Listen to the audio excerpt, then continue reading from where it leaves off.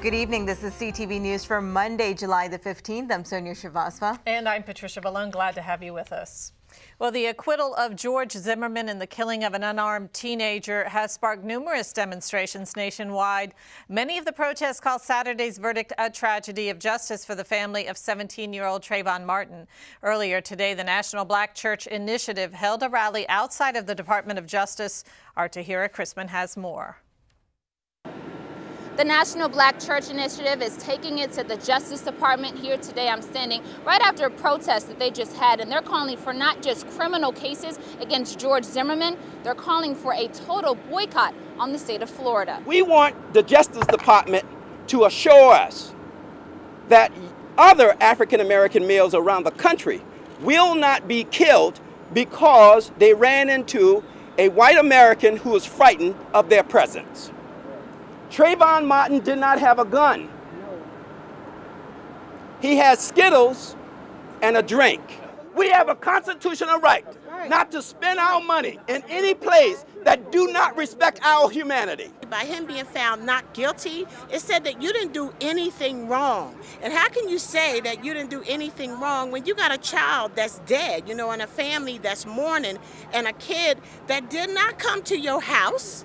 He did not come and assault you in your car. You did not know him. You pursued him and you killed him. The bottom line. So how you could be not guilty after doing all that, it still got my mind completely confused. The dollar speaks louder, and a lot of times people don't respect the contributions that African Americans make to this country. It's almost shameful, the money that we spend on different industries. And you know something? Boycotts are how things got done in the past, and we're just right back at the Emmett Till days, if you ask me. We're in a country that is going in the wrong direction, period. And so boycott, I'll go without the orange juice from Florida. I would do that. Well, there have been numerous protests since Saturday's verdict, everywhere from Los Angeles to Chicago and New York. Most of them have been peaceful, just like this one here in the district. We'll continue to keep an eye on this story. For now, I'm Tahira Chrisman at the Justice Department. Back to you in the studio.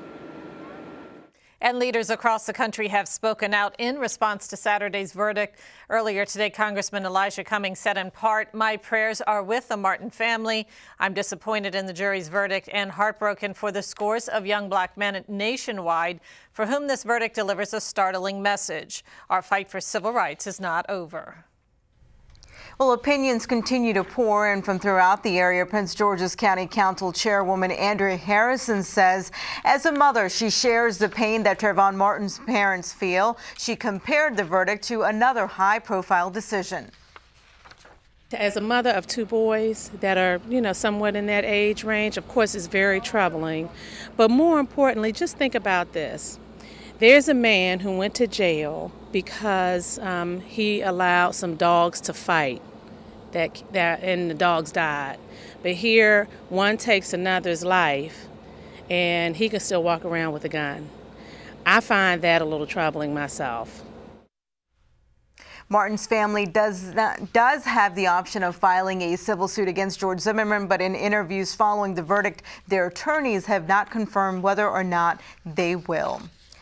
Well, a 9-year-old child is in critical condition tonight after being struck by a car Sunday evening. Police say the boy was riding his bike in the 1200 block of Woodmore North Boulevard in Bowie when he veered into the roadway. He was rushed by medevac to Children's Hospital. The driver stayed on the scene and does not face any charges at this time. Speed and alcohol do not appear to be factors in the case. For anyone who spent time outdoors today, it didn't take long for the intense summer heat and humidity to hit.